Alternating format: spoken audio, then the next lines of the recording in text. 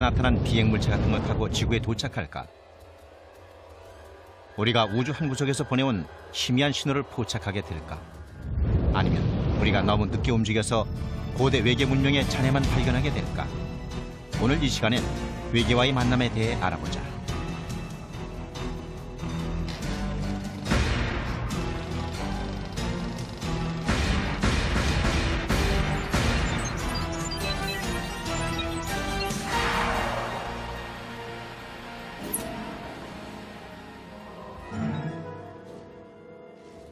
지구와 1억 4,959만 킬로미터나 떨어져 있지만 태양은 지구 생명체의 에너지원이다. 태양열이 없었다면 지구는 텅 빈 우주 공간을 조용히 떠다니는 생명 없는 바위 덩어리에 불과했을 것이다. 고대인들은 태양의 중요성을 잘 알고 있었다. 일식 동안 하늘이 갑자기 어두워지면 세상의 종말이라 생각했을지도 모른다. 일식이 아주 좋은 예입니다. 그걸 보면은 고대인들이 뜻밖의 천문 현상이 어떻게 반응했는지 알 수가 있죠. 고대인들은 일식이 뭔지도 몰랐습니다. 달이 태양 앞을 가리는 거라는 사실을 몰랐기 때문에 태양이 사악한 신에게 잡아먹힌 거라고 생각을 했습니다. 그래서 일식이 일어나면 두려움에 떨었죠. 과학의 발달로 미신도 많이 사라졌다. 1540년 폴란드 천문학자 니콜라스 코페르니쿠스가 혁신적인 이론을 내놓았다. 지구가 아니라 태양이 태양계의 중심이라는 이론이었다. 1600년대 초 갈릴레이는 새로운 과학의 기적, 망원경을 개발해서 코페르니쿠스의 이론이 사실이었음을 입증했다. 지금은 태양과 달 그리고 지구에 대해 많은 사실이 밝혀졌기 때문에 일식은 공포의 대상이 아니라 오히려 흥미거리로 변했다.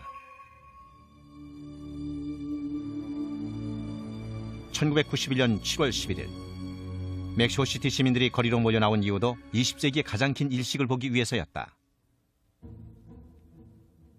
시민들이 망원경과 비디오 카메라까지 동원해서 하늘을 쳐다보고 있을 때 놀라운 일이 일어났다.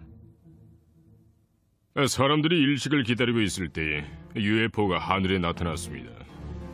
적어도 세 군데 도시에서 정확하게 같은 시간에 같은 종류의 UFO가 카메라에 찍혔습니다.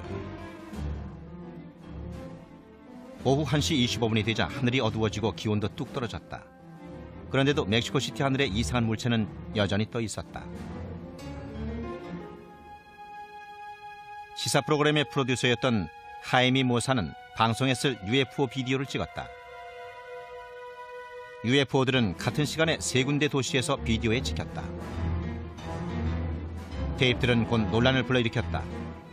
비평가들은 카메라에 찍힌 UFO가 개기일식 동안에 보이는 금성 같은 행성에 지나지 않는다고 반박했다.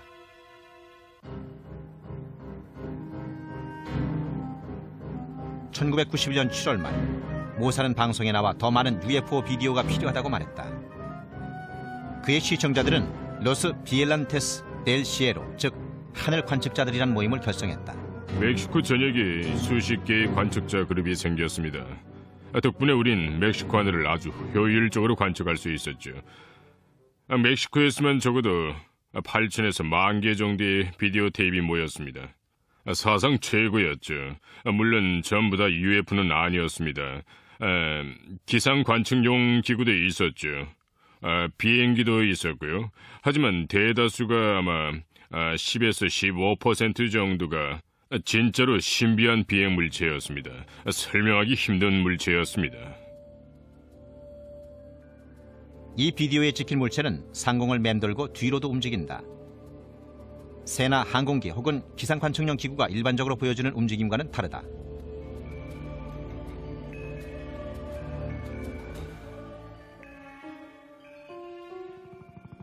(1993년 9월 16일) 멕시코 독립기념일. 헬리콥터 편대가 비행하는 것처럼 보이는 반짝이는 은빛 물체들이 멕시코 수도 상공에 편대를 이루고 나타났다.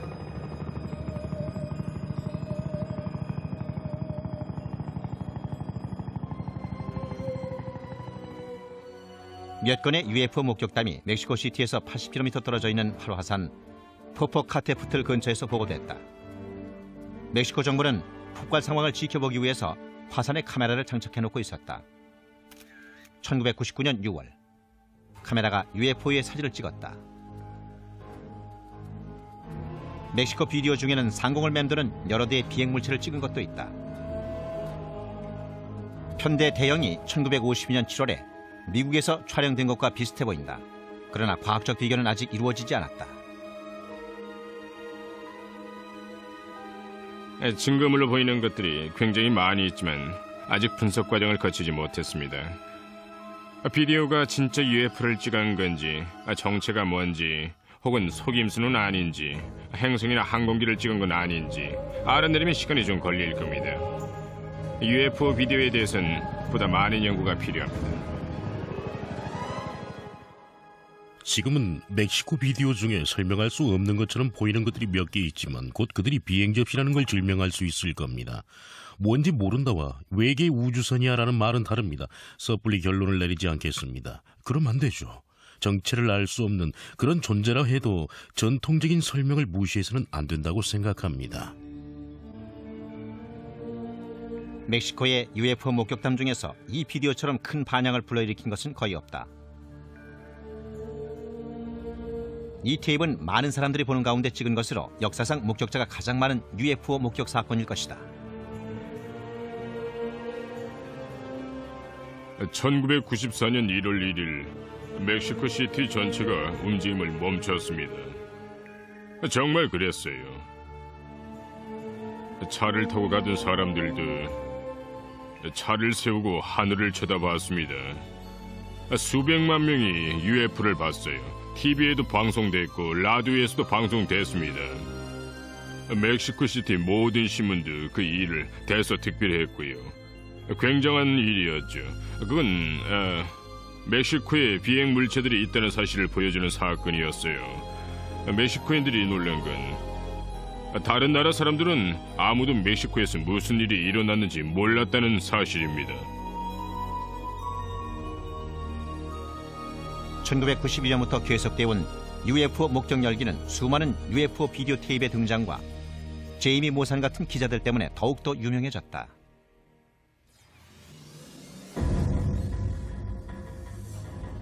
(1991년에) 그 문제를 생각했었습니다.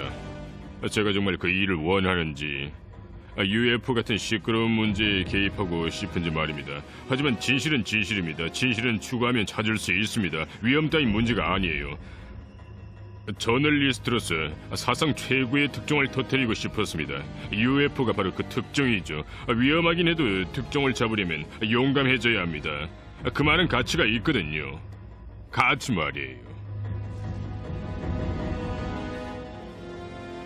하지만 멕시코의 UFO가 오래전부터 존재해온 지질학적 힘의 산물이라고 주장하는 목소리도 있었다.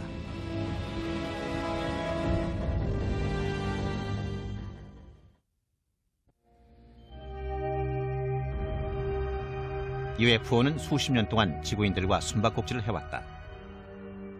21세기의 문이 활짝 열렸는데도 UFO가 어디서 왔는지, 그들이 원하는 게 뭔지 증명해낸 사람은 아무도 없다. 동굴 벽화나 성서, 그리고 르네상스 시대 그림을 있는 그대로 인정한다고 해도 수천 년 동안 확실하게 증명된 것은 아무것도 없다. 그런데 몇몇 연구원들이 UFO의 존재를 설명할 새로운 이론을 제시했다. 간단하게 말해서 UFO는 우주에서 온 물체가 아니라 우리 지구의 중심부에서 생성된 빛의 스펙트럼이라는 것이다. 지구는 하나의 거대한 실험 단지입니다. 엄청나게 많은 힘들이 서로 영향을 미치고 있죠. 하지만 우리는 아직까지 지구에 대해서 모르는 게 많습니다. 지구는 빛을 만들어냅니다. 빛의 쇼를 연출하죠. 빛들은 인류보다 오래됐을 겁니다. 빛들도 우리 지구의 일부죠. 자연의 기적 중에는 지진 발광 현상과 구전이 있다.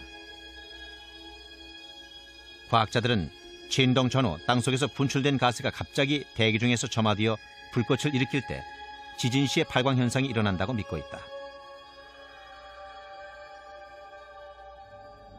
공 모양의 번개. 구전은 눈에 보일 뿐 아니라 대기와 지표면을 따라 움직일 수도 있는 정전기의 축적물이다.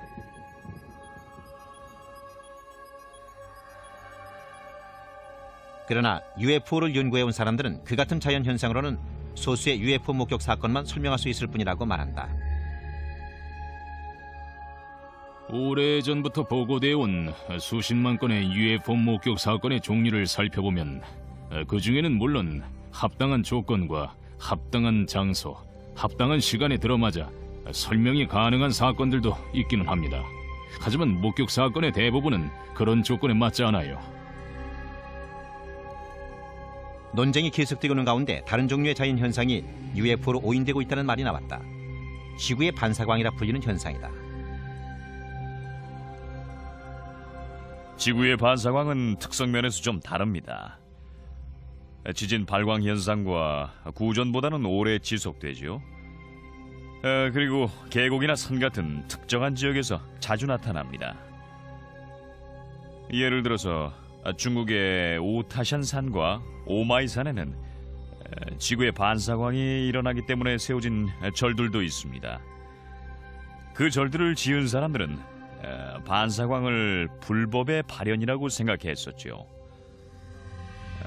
하지만 그 반사광은 그 지역에서 수백 년 동안이나 목격되어 온 겁니다. 그렇지만 지구의 반사광이 어떻게 생성되는지 정확하게 설명할 수 있는 사람은 없다. 여러 이론을 실험해 봤는데 가장 강력한 주장 중 하나는 판을 이루어 움직이고 있는 지각의 표층 때문이라는 겁니다. 지진 자체는 아니더라도 지진 때문일 수도 있지요.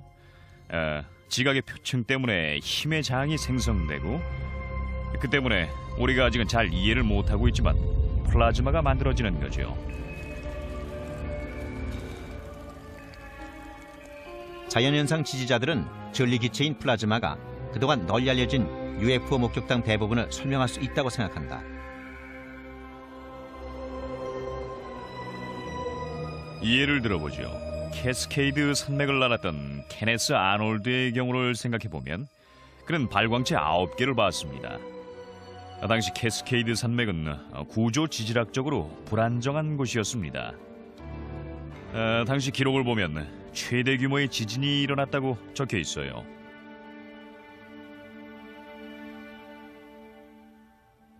(1949년 4월 4일) 워싱턴주 시애틀에 큰 지진이 일어났다. 하지만 그 지진은 케네스 아놀드가 비행체를 본 지 18달 후에 일어났다. 두 사건이 관련이 있을까? 그럴듯하네요. 지진 때문에 발광 현상이 일어났다고요?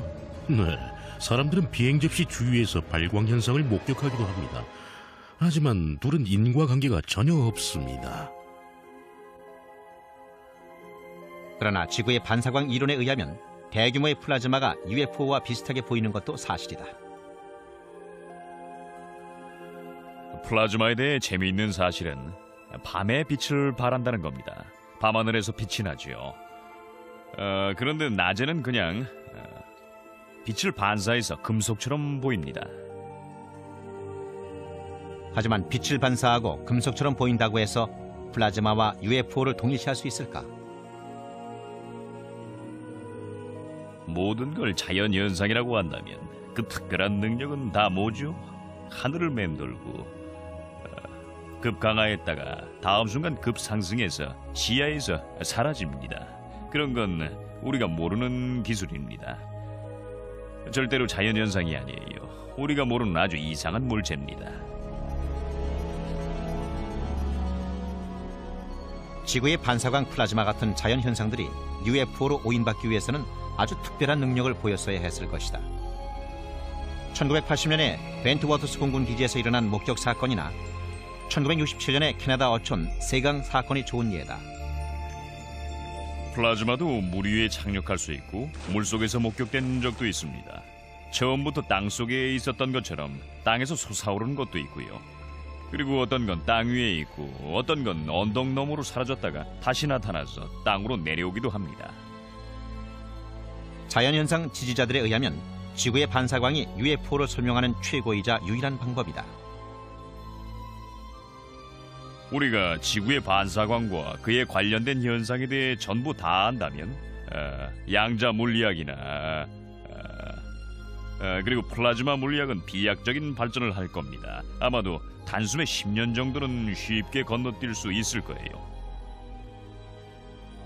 UFO 연구원들은 자신들이 본 것을 플라즈마나 지구의 반사광이라 설명하기는 역부족이라고 말한다.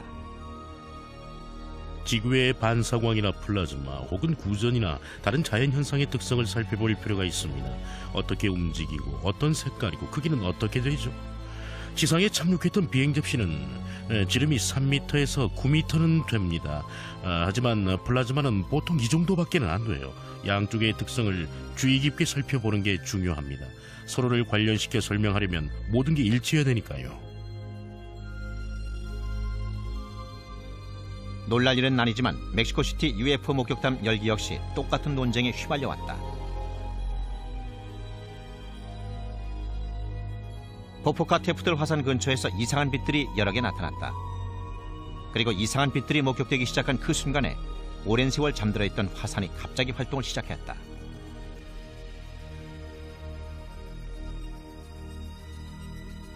(1999년 8월에) 멕시코를 탐사 여행하는 동안 폴 두베르는 화산에서 80km 떨어져 있는 고대 도시 테오티와칸을 방문하고 두 사건의 연관성을 유추해냈다. 이곳은 구조 지질학적인 면에서 보면 아주 활동적이고 불안정합니다. 우리가 알아낸 바로는 지구의 반사광은 구조 지질학적인 활동이 왕성한 곳에서 자주 나타납니다. 그러니까 이곳이 지구 반사광 발생의 최적지라고 할 수 있죠. 그 점도 멕시코 UFO 열기와 밀접한 관계가 있는 요소들 중 하나라고 생각합니다. UFO가 진짜 존재하는지 우주 어딘가에 생명체가 존재하는지에 대한 의문은 지구상에서는 영원히 풀 수 없을지도 모른다. 그러나 방법이 아주 없는 건 아니다. 로켓을 쏘아 올려 우리 대신 보게 하면 되는 것이다.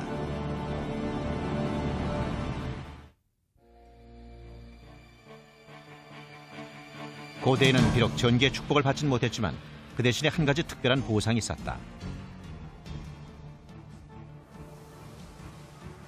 하늘이 반짝이는 별들로 가득 차 있었던 것이다. 초기 천문학자들은 소수의 천체가 항성의 느리고 규칙적인 자전에 얽매이지 않고 하늘에서 자유롭게 돌아다닌다는 사실을 깨달았다. 그리스인들은 그들을 방랑자라는 뜻으로 행성이라 불렀다. 현대에 들어 인류가 UFO와 외계 문명에 대해서 의문을 품기 시작하면서 사람들의 관심을 한몸에 모은 행성이 바로 화성이었다. 정말 비행 접시가 존재한다면 붉은 행성 화성에서 왔을 거라고 사람들은 생각했다. 그런 생각에 바탕이 된 것이 1877년에 천문학자 지오반니 시아파렐리의 관측이었다. 그는 화성의 극지방 만년설과 연결된 카날리가 있다고 주장했다. 카날리란 이탈리아어로 수로라는 뜻이다. 그런데 그것들이 자연수로가 아니라고 말하는 사람들이 있었다.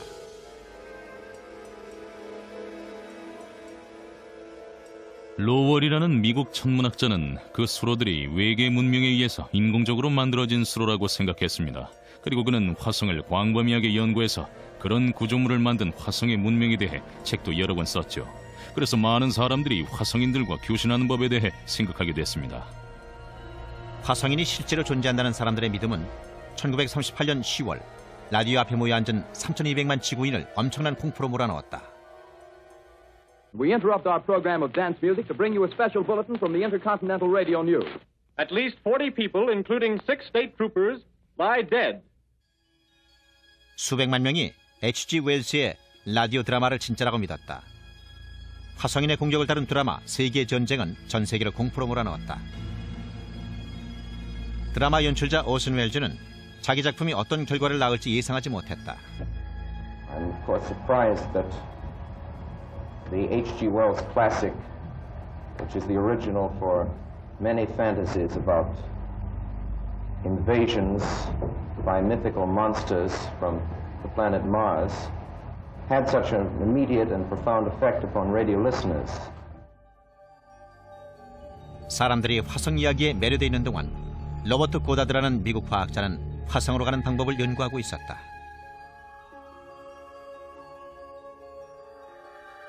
고다드는 지상으로부터 높은 대기권으로 로켓을 쏘아 올리는 독창적인 생각을 갖고 있었습니다. 하지만 그 생각은 미국 과학자들 사이에서는 말도 안 되는 얘기로 무시당했죠. 그런데 독일에 그의 팬들이 있었습니다. 워너 폰 브라운 같은 사람이 그의 연구서를 읽고 독일에서 그의 디자인을 연구해 개발하려는 계획을 세웠죠. 그게 바로 2차 대전 동안 미국과 소련 우주계획의 조상이라 할 수 있는 V2 로켓 개발로 이어졌던 겁니다.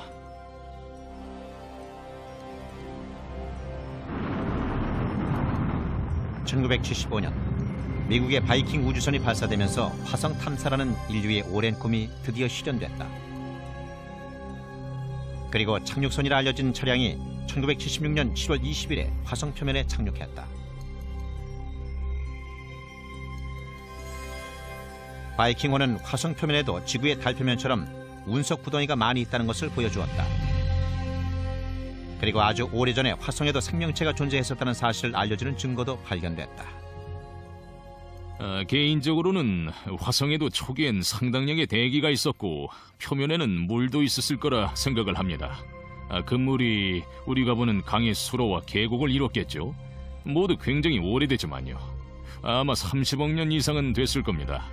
그래서 화성의 고대 기후 상황이 생명체의 진화 측면에서 중요한 요소입니다. 그러니까 화성에 생명체가 존재했었다는 걸 이성적인 차원에서 인정할 필요가 있다는 겁니다. 과거에 생명체가 존재할 수 있었다면은 앞으로도 가능하다는 걸 받아들일 필요가 있죠. 화성 생명체에 대한 논쟁은 1976년 7월 25일에 바이킹호가 이 사진을 보내오면서 다시 한번 뜨거워졌다. 거대한 유적처럼 보이는데 그 모양이 마치 인간의 얼굴을 보는 것 같다. 이 영상은 화성 위의 얼굴로 알려졌다. 미 항공우주국은 그 얼굴에 대한 공식적인 입장을 밝히지 않았다.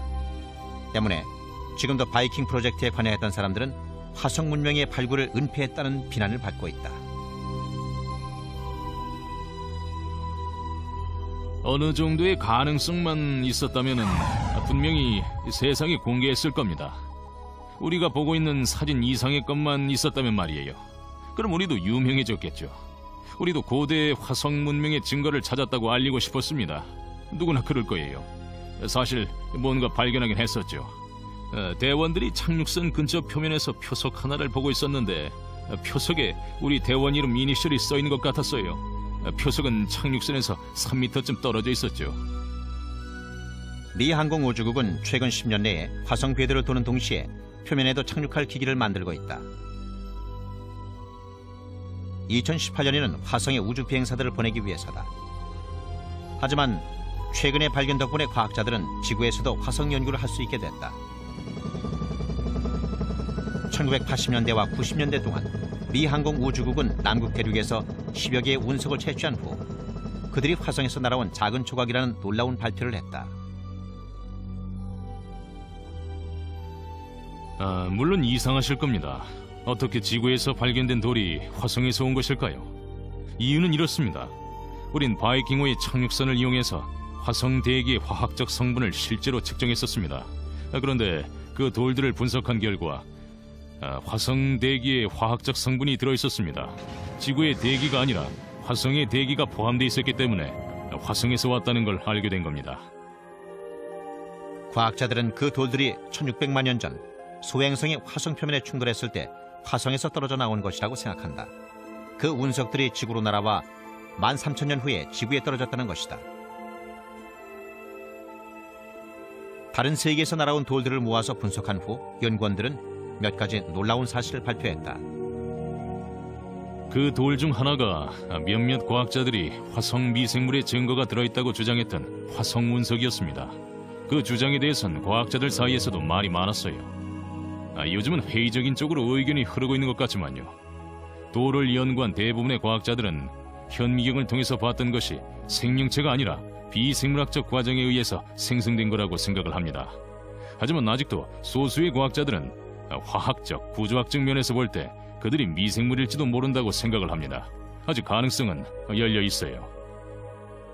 가장 중요한 것은 그 운석들에 생물학적 물질들이 포함되어 있느냐가 아니라 사람들이 화성에 무슨 일이 일어났을 수도 있다는 걸 받아들이게 만들고 연구의 여지를 남겨놓았다는 그런 사실입니다. 목성에 얼어붙은 위성 유로파에도 생명체가 살았을지도 모른다. 1996년 갈릴레오호가 보내온 영상을 보면 유로파에 지구의 바다를 모두 합친 것보다 더 많은 물이 있는 바다가 있다는 걸 알 수 있다. 과학자들은 물이 있으면 생명도 있다고 생각한다.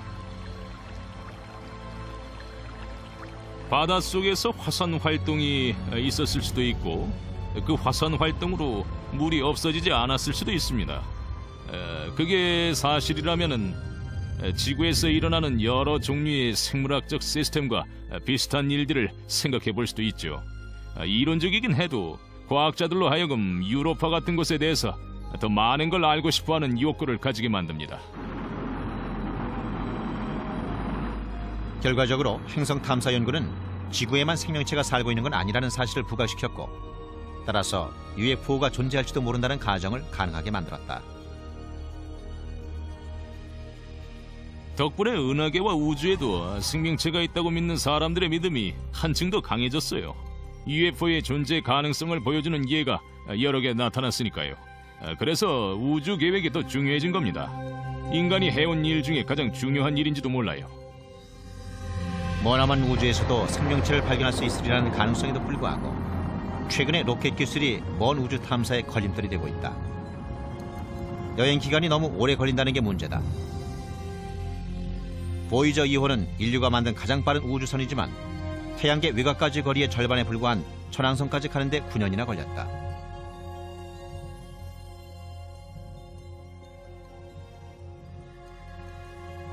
생명체를 발견할 수 있는 항성까지 가려면 보이저호라도 10만 년이란 긴 세월이 걸릴 것이다.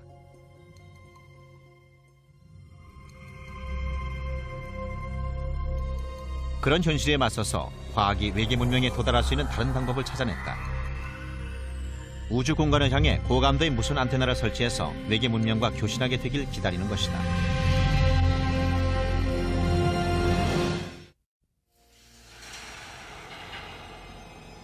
우주 비행사들의 용감한 도전과 과학자들의 노력에도 불구하고 우주 여행에 성공하기까지는 한계가 있는 것 같다. UFO의 고향이라 불릴 만한 곳을 찾으려 한다면 아마도 지금까지 로켓을 타고 갈 수는 없을 것이다.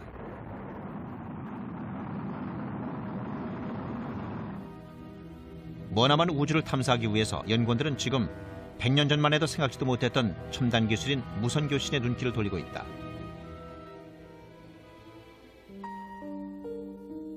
구글리엘모 마르코니라는 이탈리아 과학자가 어떤 영감이 떠올라 전기 부품을 조립했다. 그런 다음 공기 중으로 1.6km 정도 신호를 보냈다.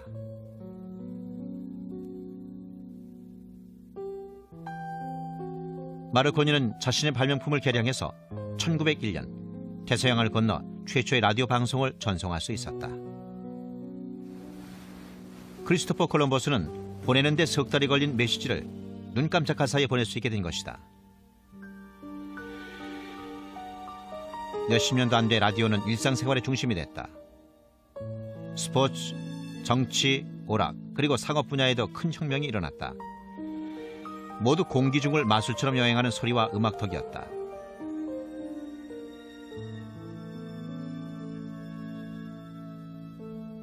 그리고 머지않아서 모험적인 기술자들은 행성 간의 교신 쪽으로 눈길을 돌렸다. 사람들은 화성인 얘기에 귀를 기울이게 되면서 화성인이 우리한테 신호를 보낼지도 모른다고 생각하게 됐습니다. 마르코니 같은 사람들은 화성으로부터 신호를 받았다고 발표했었죠. 우리는 그게 잘못된 건지도 모른다는 걸 압니다.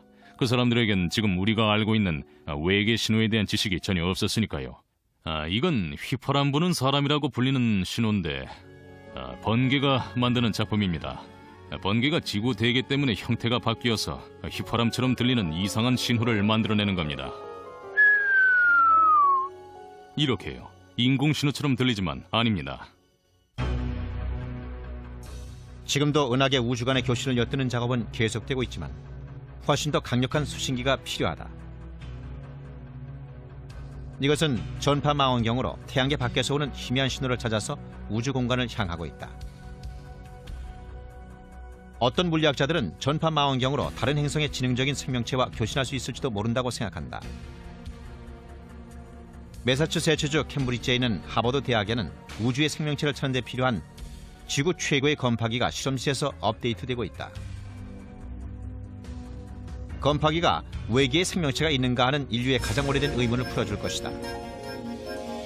프로젝트의 팀장은 폴 호로위츠 박사다. 우린 외계에 사는 지적인 생명체가 보내는 최초의 신호를 기다리고 있습니다. 어떤 종류의 신호가 올지 추측해보죠. 빛으로 올까요? 무선 빔으로 소식이 올까요? 전파일 가능성이 높습니다. 전파 중에서도 가장 가능성이 높은 건 극초단파고요. 무슨 신호를 보내올까요? 지금은 상상뿐입니다. 어떤 사람들은 나 여기 있어요라는 말만 담겨진 송신기만 켜져 있을지도 모른다고 믿습니다. 라디오는 지난 100여 년 동안 우리 가까이에 있었다. 그러나 지난 10년 동안 컴퓨터가 세티, 즉 외계 생명체 찾기를 위해 필요한 능력을 갖추게 됐다. 최근 연구 덕에 2억 5천만 채널을 가진 전파 수신기를 만들었습니다. 채널이 2억 5천만 개란 뜻은 스캐너 같은 게 아닙니다. 다시 말해 책상 위에 인근 채널에 맞춰진 라디오가 2억 5천만 개란 뜻이죠. 아마도 지구 최고의 전파 분광계일 겁니다. 특수한 칩과 회로판이 결합되어 전파 망원경의 두뇌 역할을 하고 있다. 망원경이 거대한 안테나에 잡힌 신호들을 처리하게 될 것이다.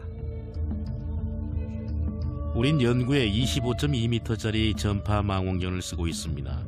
위성 안테나처럼 생겼지만 훨씬 더 크죠. 아주 약한 신호도 잡아서 한 군데 모을 수가 있어요. 굉장히 민감한 증폭기도 몇 대 갖고 있기 때문에 아주 약한 신호도 증폭시킬 수 있습니다. 작은 신호가 케이블을 통해서 조종실에 전달되면 그곳에 있는 여러 대의 컴퓨터가 우주의 소리를 분류해서 지능 있는 생명체가 보낸 신호를 골라낼 것이다. 가끔씩 이상한 신호를 발견하곤 하는데 다른 문명에서 인공적으로 만든 것처럼 보이는 재미있는 신호들도 있습니다. 하지만 같은 주파수와 하늘의 같은 지점에서 반복된 신호를 받으면 지구 표면이나 혹은 컴퓨터 안에서 무작위로 일어나는 일이 아니라는 걸 말해줍니다. 멀리 떨어져 있는 다른 문명에서 만들어진 신호라고 말할 수밖에 없는 것도 있죠. 문제는 그런 신호들이 반복되지 않는다는 겁니다. 하지만 우리 주의를 끌기에는 충분하죠. 그러나 우리가 외계 문명으로부터 신호를 받을 수 있는 확률이 얼마나 될까? 우주에는 분명히 생명체가 살고 있습니다. 은하계에는 분명 다른 생명체가 살고 있어요. 저는 확신합니다. 다른 추측은 있을 수 없어요. 우주 어딘가에 발전된 생명체가 존재하고 있습니다. 은하계 어딘가에 생명체가 살고 있습니다. 행성 간의 교신이 일어나고 있을 가능성이 적어도 1%는 될 거라고 생각합니다. 확실한 가능성이 있음에도 불구하고 전파를 통한 교신은 한 가지 넘을 수 없는 장애물에 부딪혔다. 과학자들이나 세티의 비판적인 사람들 모두 우리 기술을 훨씬 능가하는 발전된 문명을 누리고 있어서 세티가 기능을 발휘하지 못하는 건지도 모른다고 말을 합니다. 그럴 수도 있죠. 거리가 먼 항성들 간 교신을 위해서는 어떤 특별한 통신 기술이 필요한데 우리는 앞으로 1000년이 지나도 알 수 없는 그런 기술일지도 모릅니다. 하지만 그들도 그 점을 생각했을 겁니다. 그래서 박물관을 뒤져 그들이 100만 년 전 원시 시대에 장거리 통신에 사용했던 장비를 찾아낼지도 모르죠. 그걸 찾아내서 교신을 할 수도 있습니다. 그들의 선진 문명을 모르는 원시 문명과 교신하기 위해서 원시 기술을 사용할지도 모릅니다. 그러니까 가능하다면 그들이 우리가 감지할 수 있는 원시 문명의 신호를 보내서 우리와 교신을 시도했으면 정말 좋겠다고 생각합니다.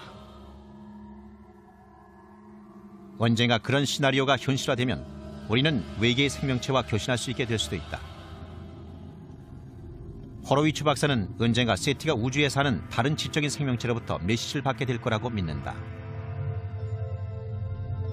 정말 큰 사건이 될 겁니다. 지구에 생명체가 등장해서 진화해온 40억 년을 단숨에 건너는 다리가 될 테니까요. 지구의 문명적 고립도 끝이 될 겁니다. 은하계와 우주에는 수백만 개의 다른 문명이 존재한다고 믿습니다. 그건 분명 인류 역사상 가장 위대한 발견이 될 겁니다. 외계의 메시지가 수신될 때까지 우리는 눈과 귀를 활짝 열어두고 우리가 혼자가 아니라는 사실을 말해줄 작은 신호를 기다려야 한다.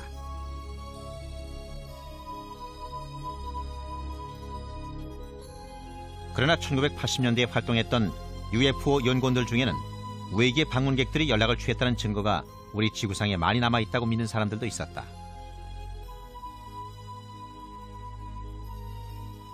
단서는 소위 미스터리 서클이라고 불리는 것으로 영국의 밭 한가운데 정교하게 만들어져 있는 거대한 원이었다. 미스테리 서클은 1980년대 초에 시작된 UFO 목격 사건과 관계가 깊습니다. 서클들이 영국에 나타난 지 얼마 안 돼 UFO 열풍이 시작됐죠. 사람들이 이렇게 생각했거든요. 땅에 둥근만큼 UFO 흔적같이 생겼어 라고요. 그 이상한 모양들과 상징물들은 1980년경에 영국의 브레튼 월셔에서 처음 나타나기 시작했다. 이곳 농부들은 그 모양들을 옥수수 서클이라고 불렀고 자연의 변덕이라고 생각했다. 그러나 그 후 몇 달, 몇 년 동안 새로운 서클에 대한 보고 건수가 계속 늘어났다. 옥수수 서클 관련 잡지들이 속속 발간돼서 다른 장소의 밭에서 발견된 아름다운 서클들을 사람들에게 알렸다.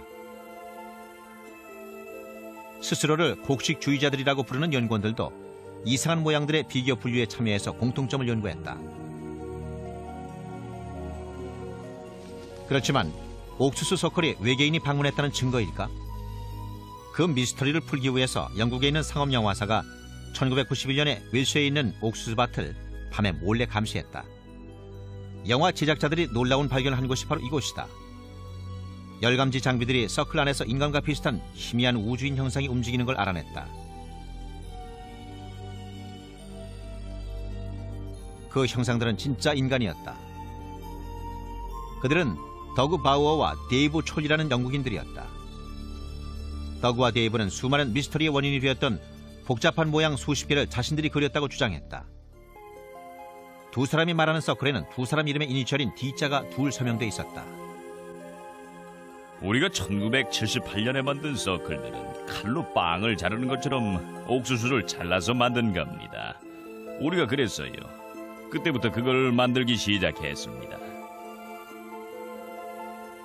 그러나 여러 개의 미스터리 서클이 영국 전역에서 계속 나타나고 있을 뿐 아니라 캐나다와 미국에서도 발견되고 있다. 더그와 데이브는 서클을 만들지 않았습니다. 사실이라면 지구 전역을 정신없이 돌아다녀야 했겠죠.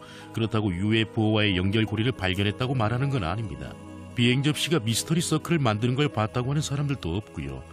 대학 차원에서 연구돼야 할 재미있는 예외가 하나 더 있는데 연구되고 있지 않습니다.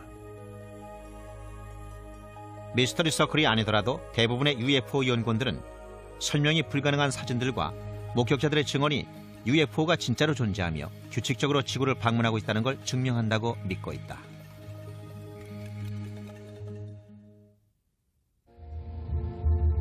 많은 사람들이 UFO에 대한 얘기를 들었지만 실제로 UFO를 본 사람은 극소수뿐이다. UFO가 진짜인지 가짜인지에 대한 의문에 어떻게 판단을 내려야 할까?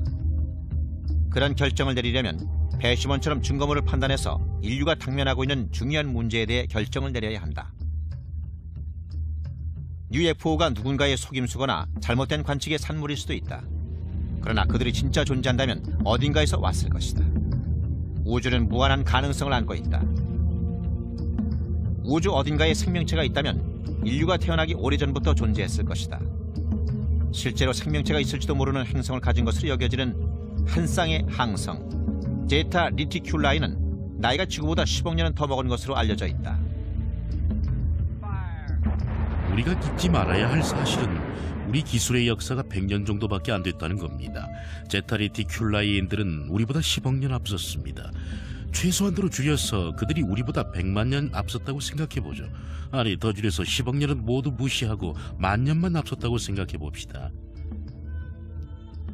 그들의 기술이 얼마나 앞섰을지 감히 상상도 할 수 없을 겁니다. 앞선 문명이 실제로 우주 공간을 마음대로 돌아다닐 수 있는 우주선을 만들었다면 왜 그들이 지구처럼 원시적이고 낙후된 행성을 방문하고 싶어 할까? 그들 자신의 생존과 안전을 염려해서 그런 거라고 생각할 수 있습니다.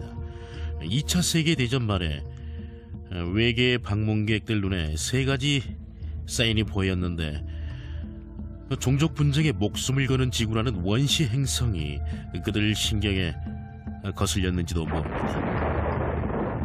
로켓과 레이더 그리고 핵무기가 지구인들이 머지않아서 인근 지역과 문제를 일으킬 소지를 안고 있는 3가지 사인이었다.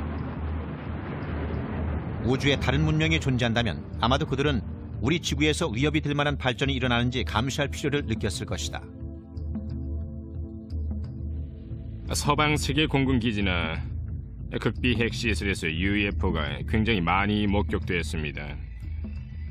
그들은 무작위적으로 나타나는 게 아니라 적어도 초기에는 실험적인 연구가 행해지고 있는 곳 같은데 집중적으로 나타난 것처럼 보입니다. 통계학적으로 천문학자들은 우주 어딘가에 생명체가 존재하고 있다는 걸 알고 있습니다. 지능이 있는 생명체라는 점은 이론의 여지가 있지만 인간 같은 생명체가 있을 가능성은 충분합니다. 그들이 지구에 왔는지 여부는 까다로운 문제입니다. 물리적인 증거가 하나도 없으니까요. 우리 손에 비행 접시 조각을 갖고 있지도 않고 필압자들은 외계인 우주선에서 수건 한 장도 가지고 온 게 없습니다. 누군가가 지구에 왔었다는 걸 증명할 증거가 하나도 없다는 얘기입니다. UFO 목격 사건에 부족한 물리적인 증거를 믿음직한 목격자들이 보충해주고 있다. 1948년부터 1969년까지 공군 UFO 조사 보고서에는 12,000건의 목격담이 수록돼 있다. 대부분이 설명이 가능하다. 그러나 700건의 목격자들 증거는 공군이 설명하려고 열심히 노력했지만 여전히 미스터리로 남았다. 공군은 결과를 틀리게 전하려고 온갖 종류의 속임수를 나섰습니다. 겨우 700건만 설명할 수가 없다고 강조했죠. 겨우라고요?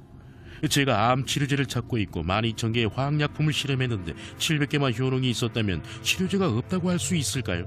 말도 안 되는 얘기죠. 그러나 절대적으로 신빙성 있는 목격자들의 증언도 충분하지 않다. 적어도 UFO에 관한 한 그런 것 같다. UFO 문제에 대해 논할 때면 온통 말뿐입니다. 난 뭔가를 봤다. 하늘의 빛을 봤다. 부서진 비행 접시를 봤다. 말이 전부입니다. 증거가 없어요. 전혀요. 하지만 비디오와 사진들이 UFO 목격자들의 증언을 강력하게 뒷받침하고 있다. 전문가들이 수많은 사진을 검사해봤지만 속임수라는 증거를 발견할 수 없었다. 그러나 UFO가 진짜 존재한다는 타당한 의심을 증명할 수 있다면 우리는 새로운 문제에 직면하게 될 뿐이다. UFO 목격담은 우리 지성에 대한 큰 도전입니다. 아니, 우리 겸손에 대한 도전이라고 할 수 있죠. 인류는 자신을 주인으로 생각하고 싶어합니다. UFO 문제를 심각하게 받아들이면 인류는 더 이상 주인이 아니게 되죠. 그 때문에 인류는 문화에 상관없이 심적으로는 UFO를 부인하고 싶을 겁니다.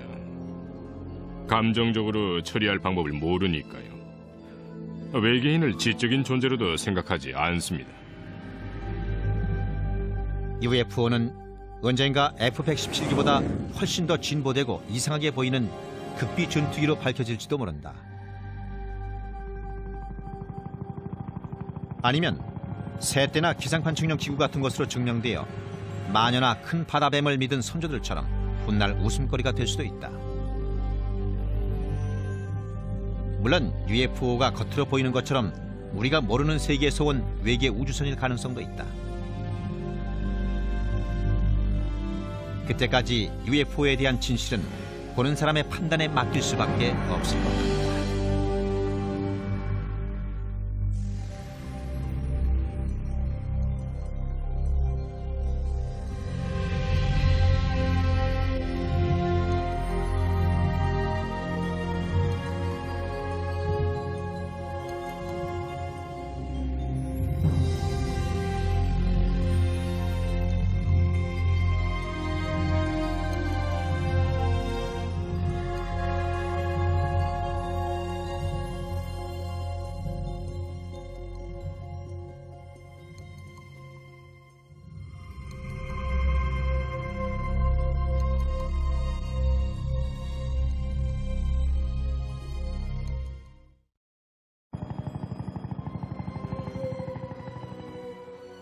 몇 건의 UFO 목격담이 멕시코시티에서 80km 떨어져 있는 활화산 포포카테푸틀 근처에서 보고됐다.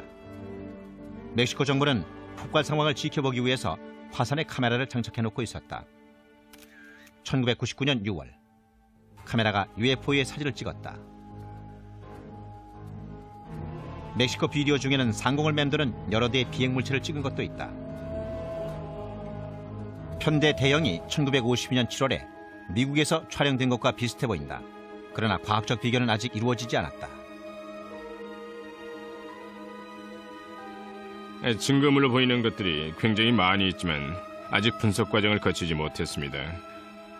비디오가 진짜 UFO를 찍은 건지, 정체가 뭔지, 혹은 속임수는 아닌지, 행성이나 항공기를 찍은 건 아닌지 알아내려면 시간이 좀 걸릴 겁니다.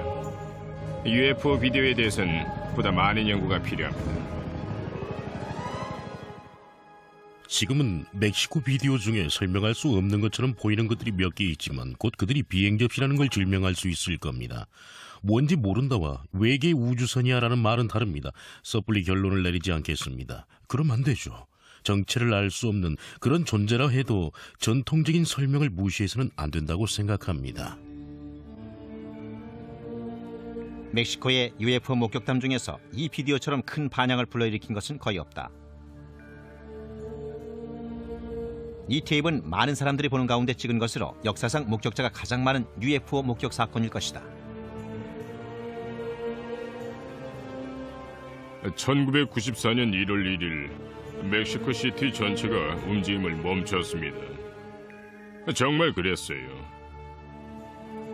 차를 타고 가던 사람들도 차를 세우고 하늘을 쳐다봤습니다. 수백만 명이 UFO를 봤어요. TV에도 방송됐고 라디오에서도 방송됐습니다. 멕시코시티 모든 신문도 그 일을 대서특필했고요. 굉장한 일이었죠. 그건 멕시코에 비행 물체들이 있다는 사실을 보여주는 사건이었어요. 멕시코인들이 놀란 건 다른 나라 사람들은 아무도 멕시코에서 무슨 일이 일어났는지 몰랐다는 사실입니다. 1991년부터 계속되어 온 UFO 목격 열기는 수많은 UFO 비디오 테이프의 등장과 제이미 모산 같은 기자들 때문에 더욱더 유명해졌다.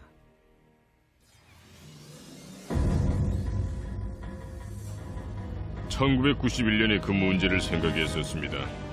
제가 정말 그 일을 원하는지, UFO 같은 시끄러운 문제에 개입하고 싶은지 말입니다. 하지만 진실은 진실입니다. 진실은 추구하면 찾을 수 있습니다. 위험 따윈 문제가 아니에요. 저널리스트로서 사상 최고의 특종을 터뜨리고 싶었습니다. UFO가 바로 그 특종이죠. 위험하긴 해도 특종을 잡으려면 용감해져야 합니다. 그 많은 가치가 있거든요. 가치 말이에요. 하지만 멕시코의 UFO가 오래전부터 존재해온 지질학적 힘의 산물이라고 주장하는 목소리도 있었다.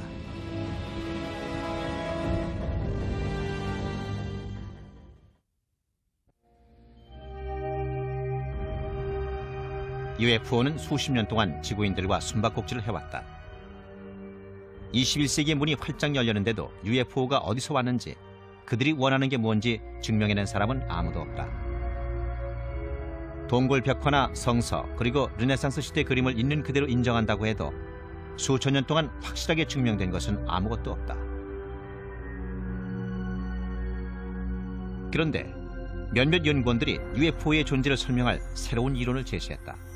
간단하게 말해서 UFO는 우주에서 온 물체가 아니라 우리 지구의 중심부에서 생성된 빛의 스펙트럼이라는 것이다. 지구는 하나의 거대한 실험 단지입니다.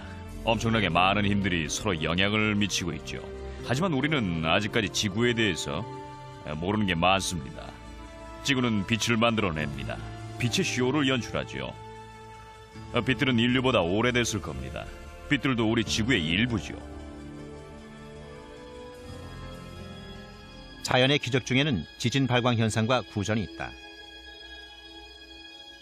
과학자들은 진동 전후 땅속에서 분출된 가스가 갑자기 대기 중에서 점화되어 불꽃을 일으킬 때 지진 시의 발광 현상이 일어난다고 믿고 있다. 공 모양의 번개.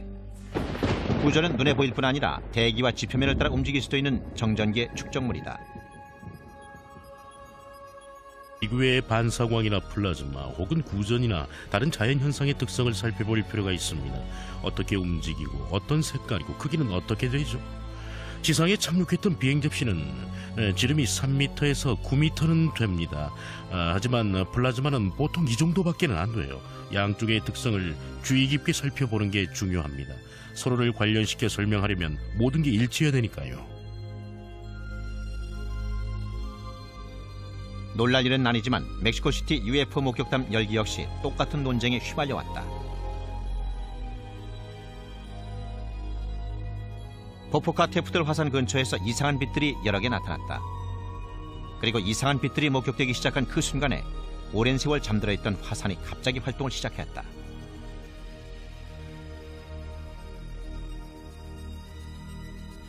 (1999년 8월에) 멕시코를 탐사 여행하는 동안 폴 두베르는 화산에서 80km 떨어져 있는 고대 도시 테오티와칸을 방문하고 두 사건의 연관성을 유추해냈다. 이곳은 구조 지질학적인 면에서 보면 아주 활동적이고 불안정합니다. 우리가 알아낸 바로는 지구의 반사광은 구조 지질학적인 활동이 왕성한 곳에서 자주 나타납니다. 그러니까 이곳이 지구 반사광 발생의 최적지라고 할 수 있죠. 그 점도 멕시코 UFO 열기와 밀접한 관계가 있는 요소들 중 하나라고 생각합니다. UFO가 진짜 존재하는지, 우주 어딘가에 생명체가 존재하는지에 대한 의문은 지구상에서는 영원히 풀 수 없을지도 모른다. 그러나 방법이 아주 없는 건 아니다. 로켓을 쏘아 올려 우리 대신 보게 하면 되는 것이다.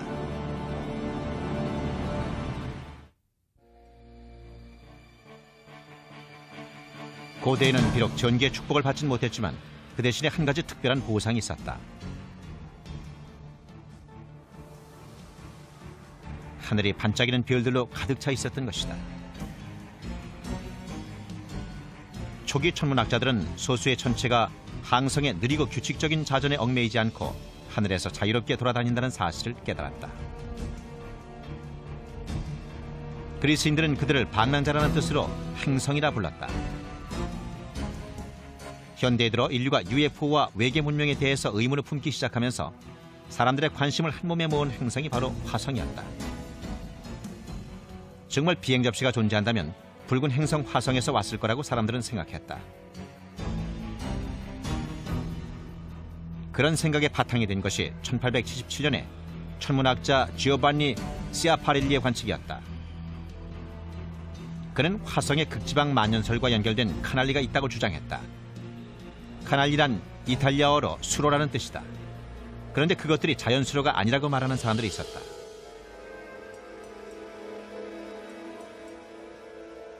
로월이라는 미국 천문학자는 그 수로들이 외계 문명에 의해서 인공적으로 만들어진 수로라고 생각했습니다.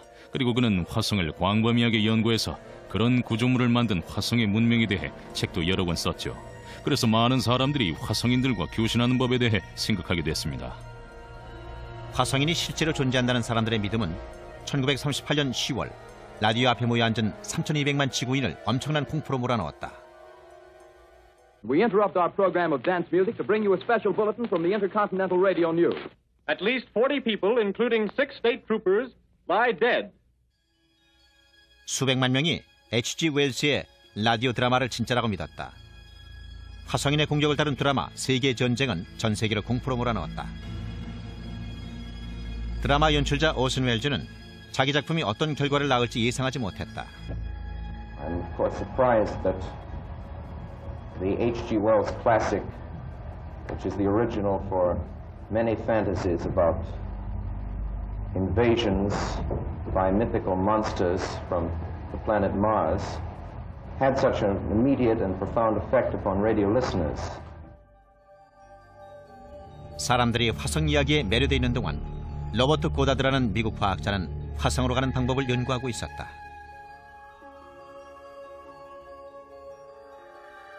고다드는 지상으로부터 높은 대기권으로 로켓을 쏘아 올리는 독창적인 생각을 갖고 있었습니다. 하지만 그 생각은 미국 과학자들 사이에서는 말도 안 되는 얘기로 무시당했죠. 그런데 독일에 그의 팬들이 있었습니다.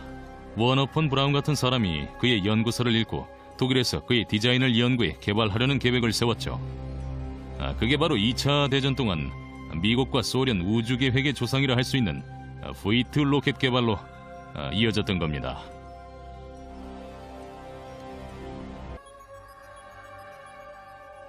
그러나 UFO를 연구해온 사람들은 그 같은 자연현상으로는 소수의 UFO 목격 사건만 설명할 수 있을 뿐이라고 말한다.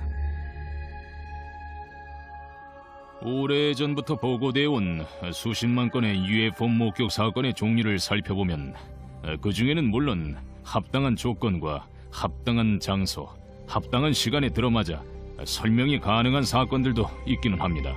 하지만 목격 사건의 대부분은 그런 조건에 맞지 않아요. 논쟁이 계속되고 있는 가운데 다른 종류의 자연현상이 UFO로 오인되고 있다는 말이 나왔다. 지구의 반사광이라 불리는 현상이다. 지구의 반사광은 특성 면에서 좀 다릅니다. 지진 발광 현상과 구전보다는 오래 지속되죠. 그리고 계곡이나 산 같은 특정한 지역에서 자주 나타납니다. 예를 들어서 중국의 오타샨산과 오마이산에는 지구의 반사광이 일어나기 때문에 세워진 절들도 있습니다. 그 절들을 지은 사람들은 반사광을 불법의 발현이라고 생각했었죠. 하지만 그 반사광은 그 지역에서 수백 년 동안이나 목격되어 온 겁니다. 그렇지만 지구의 반사광이 어떻게 생성되는지 정확하게 설명할 수 있는 사람은 없다. 여러 이론을 실험해 봤는데 가장 강력한 주장 중 하나는 판을 이루어 움직이고 있는 지각의 표층 때문이라는 겁니다. 지진 자체는 아니더라도 지진 때문일 수도 있지요. 지각의 표층 때문에 힘의 장이 생성되고 그 때문에 우리가 아직은 잘 이해를 못하고 있지만 플라즈마가 만들어지는 거죠. 자연현상 지지자들은 전리기체인 플라즈마가 그동안 널리 알려진 UFO 목격담 대부분을 설명할 수 있다고 생각한다.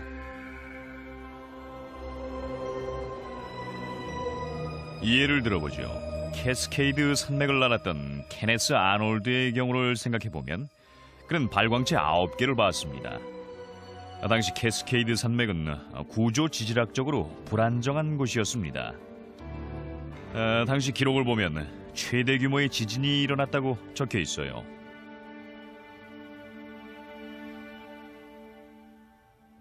(1949년 4월 4일) 워싱턴주 시애틀에 큰 지진이 일어났다. 하지만 그 지진은 케네스 아놀드가 비행체를 본 지 18달 후에 일어났다. 두 사건이 관련이 있을까? 그럴듯하네요. 지진 때문에 발광 현상이 일어났다고요? 네, 사람들은 비행 접시 주위에서 발광 현상을 목격하기도 합니다. 하지만 둘은 인과관계가 전혀 없습니다. 그러나 지구의 반사광 이론에 의하면 대규모의 플라즈마가 UFO와 비슷하게 보이는 것도 사실이다.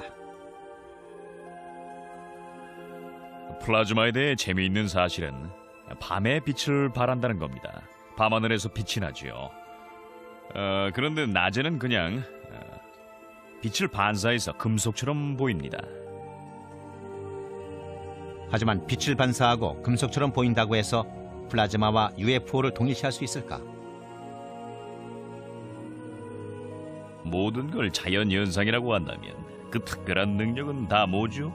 하늘을 맴돌고 급 강화했다가 다음 순간 급 상승해서 시야에서 사라집니다. 그런 건 우리가 모르는 기술입니다. 절대로 자연현상이 아니에요. 우리가 모르는 아주 이상한 물체입니다.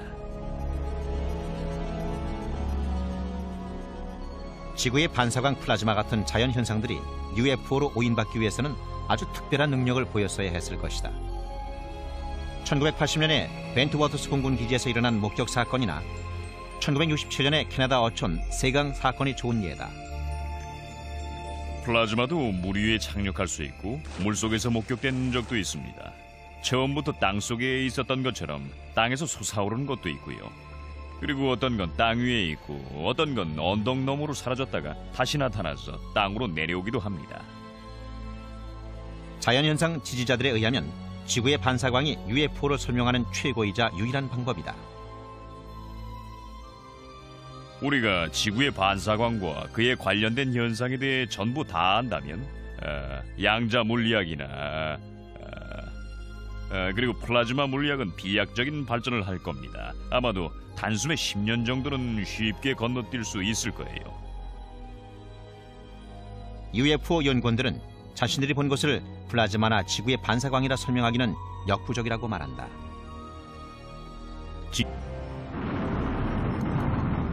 1975년 미국의 바이킹 우주선이 발사되면서 화성 탐사라는 인류의 오랜 꿈이 드디어 실현됐다. 그리고 착륙선이라 알려진 차량이 1976년 7월 20일에 화성 표면에 착륙했다. 바이킹1은 화성 표면에도 지구의 달 표면처럼 운석 구덩이가 많이 있다는 것을 보여주었다. 그리고 아주 오래전에 화성에도 생명체가 존재했었다는 사실을 알려주는 증거도 발견됐다. 개인적으로는 화성에도 초기엔 상당량의 대기가 있었고 표면에는 물도 있었을 거라 생각을 합니다. 그 물이 우리가 보는 강의 수로와 계곡을 이뤘겠죠. 모두 굉장히 오래됐지만요. 아마 30억 년 이상은 됐을 겁니다. 그래서 화성의 고대 기후 상황이 생명체의 진화 측면에서 중요한 요소입니다. 그러니까 화성에 생명체가 존재했었다는 걸 이성적인 차원에서 인정할 필요가 있다는 겁니다. 과거에 생명체가 존재할 수 있었다면은 앞으로도 가능하다는 걸 받아들일 필요가 있죠. 화성 생명체에 대한 논쟁은 1976년 7월 25일에 바이킹호가 이 사진을 보내오면서 다시 한번 뜨거워졌다. 거대한 유적처럼 보이는데 그 모양이 마치 인간의 얼굴을 보는 것 같다. 이 영상은 화성 위의 얼굴로 알려졌다. 미 항공우주국은 그 얼굴에 대한 공식적인 입장을 밝히지 않았다. 때문에 지금도 바이킹 프로젝트에 관여했던 사람들은 화성 문명의 발굴을 은폐했다는 비난을 받고 있다. 어느 정도의 가능성만 있었다면은 분명히 세상에 공개했을 겁니다. 우리가 보고 있는 사진 이상의 것만 있었다면 말이에요. 그럼 우리도 유명해졌겠죠. 우리도 고대 화성 문명의 증거를 찾았다고 알리고 싶었습니다. 누구나 그럴 거예요. 사실 뭔가 발견하긴 했었죠. 대원들이 착륙선 근처 표면에서 표석 하나를 보고 있었는데 표석에 우리 대원 이름 이니셜이 써있는 것 같았어요. 표석은 착륙선에서 3m쯤 떨어져 있었죠. 미 항공우주국은 최근 10년 내에 화성 궤도를 도는 동시에 표면에도 착륙할 기기를 만들고 있다. 2018년에는 화성에 우주 비행사들을 보내기 위해서다. 하지만 최근의 발견 덕분에 과학자들은 지구에서도 화성 연구를 할 수 있게 됐다. 1980년대와 90년대 동안 미 항공우주국은 남극 대륙에서 10여 개의 운석을 채취한 후 그들이 화성에서 날아온 작은 조각이라는 놀라운 발표를 했다. 물론 이상하실 겁니다. 어떻게 지구에서 발견된 돌이 화성에서 온 것일까요? 이유는 이렇습니다. 우린 바이킹호의 착륙선을 이용해서 화성 대기의 화학적 성분을 실제로 측정했었습니다. 그런데 그 돌들을 분석한 결과 화성 대기에 화학적 성분이 들어있었습니다. 지구의 대기가 아니라 화성의 대기가 포함되어 있었기 때문에 화성에서 왔다는 걸 알게 된 겁니다. 과학자들은 그 돌들이 1600만 년 전 소행성이 화성 표면에 충돌했을 때 화성에서 떨어져 나온 것이라고 생각한다. 그 운석들이 지구로 날아와 13,000년 후에 지구에 떨어졌다는 것이다. 다른 세계에서 날아온 돌들을 모아서 분석한 후 연구원들은 몇 가지 놀라운 사실을 발표했다. 그 돌 중 하나가 몇몇 과학자들이 화성 미생물의 증거가 들어있다고 주장했던 화성 운석이었습니다. 그 주장에 대해선 과학자들 사이에서도 말이 많았어요. 요즘은 회의적인 쪽으로 의견이 흐르고 있는 것 같지만요. 돌을 연구한 대부분의 과학자들은 현미경을 통해서 봤던 것이 생명체가 아니라 비생물학적 과정에 의해서 생성된 거라고 생각을 합니다. 하지만 아직도 소수의 과학자들은 화학적, 구조학적 면에서 볼 때 그들이 미생물일지도 모른다고 생각을 합니다. 아직 가능성은 열려 있어요. 가장 중요한 것은 그 운석들에 생물학적 물질들이 포함되어 있느냐가 아니라 사람들이 화성에 무슨 일이 일어났을 수도 있다는 걸 받아들이게 만들고 연구의 여지를 남겨놓았다는 그런 사실입니다. 목성에 얼어붙은 위성 유로파에도 생명체가 살았을지도 모른다. 1996년 갈릴레오호가 보내온 영상을 보면 유로파에 지구의 바다를 모두 합친 것보다 더 많은 물이 있는 바다가 있다는 걸 알 수 있다. 과학자들은 물이 있으면 생명도 있다고 생각한다. 바닷속에서 화산 활동이 있었을 수도 있고 그 화산 활동으로 물이 없어지지 않았을 수도 있습니다. 그게 사실이라면은 지구에서 일어나는 여러 종류의 생물학적 시스템과 비슷한 일들을 생각해 볼 수도 있죠. 이론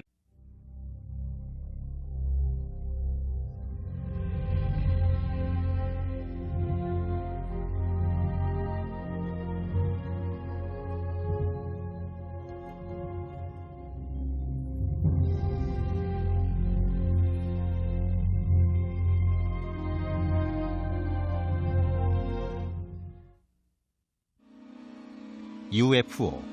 우리가 정말 외계인과 만나게 된다면 어떤 경로로 이루어질까? 외계인들이 멕시코시티 하늘에 나타난 비행물체 같은 걸 타고 지구에 도착할까? 우리가 우주 한 구석에서 보내온 희미한 신호를 포착하게 될까? 아니면 우리가 너무 늦게 움직여서 고대 외계 문명의 잔해만 발견하게 될까? 오늘 이 시간엔 외계와의 만남에 대해 알아보자.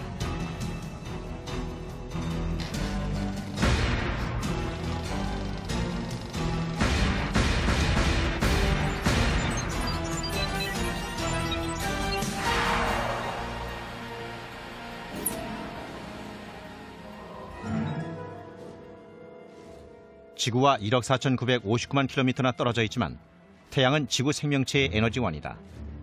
태양열이 없었다면 지구는 텅 빈 우주 공간을 조용히 떠다니는 생명 없는 바위덩어리에 불과했을 것이다. 고대인들은 태양의 중요성을 잘 알고 있었다.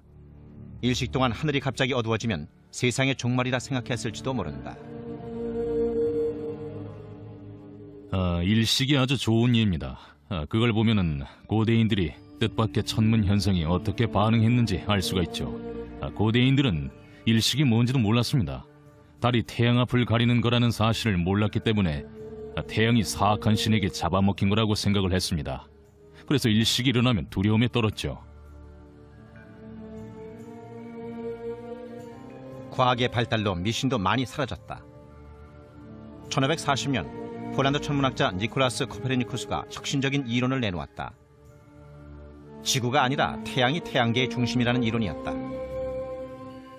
1600년대 초 갈릴레이는 새로운 과학의 기적, 망원경을 개발해서 코페르니쿠스의 이론이 사실이었음을 입증했다.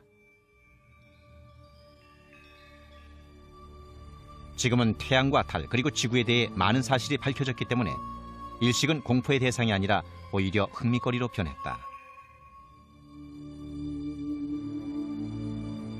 1991년 7월 11일 멕시코시티 시민들이 거리로 몰려 나온 이유도 20세기의 가장 긴 일식을 보기 위해서였다. 시민들이 망원경과 비디오 카메라까지 동원해서 하늘을 쳐다보고 있을 때 놀라운 일이 일어났다. 사람들이 일식을 기다리고 있을 때 UFO가 하늘에 나타났습니다. 적어도 3군데 도시에서 정확하게 같은 시간에 같은 종류의 UFO가 카메라에 찍혔습니다. 오후 1시 25분이 되자 하늘이 어두워지고 기온도 뚝 떨어졌다. 그런데도 멕시코시티 하늘에 이상한 물체는 여전히 떠 있었다.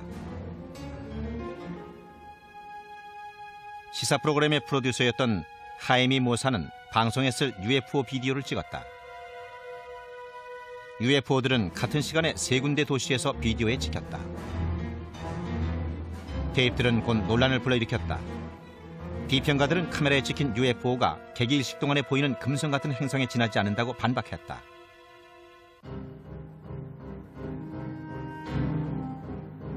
(1991년 7월) 말 모사는 방송에 나와 더 많은 UFO 비디오가 필요하다고 말했다. 그의 시청자들은 로스 비엘란테스 델 시에로, 즉 하늘 관측자들이란 모임을 결성했다. 멕시코 전역에 수십 개의 관측자 그룹이 생겼습니다. 덕분에 우린 멕시코 하늘을 아주 효율적으로 관측할 수 있었죠. 멕시코에서만 적어도 8,000에서 10,000개 정도의 비디오 테이프가 모였습니다. 사상 최고였죠. 물론 전부 다 UFO는 아니었습니다. 기상 관측용 기구도 있었죠. 비행기도 있었고요. 하지만 대다수가 아마 10에서 15% 정도가 진짜로 신비한 비행 물체였습니다. 설명하기 힘든 물체였습니다. 이 비디오에 찍힌 물체는 상공을 맴돌고 뒤로도 움직인다. 새나 항공기 혹은 기상 관측용 기구가 일반적으로 보여주는 움직임과는 다르다.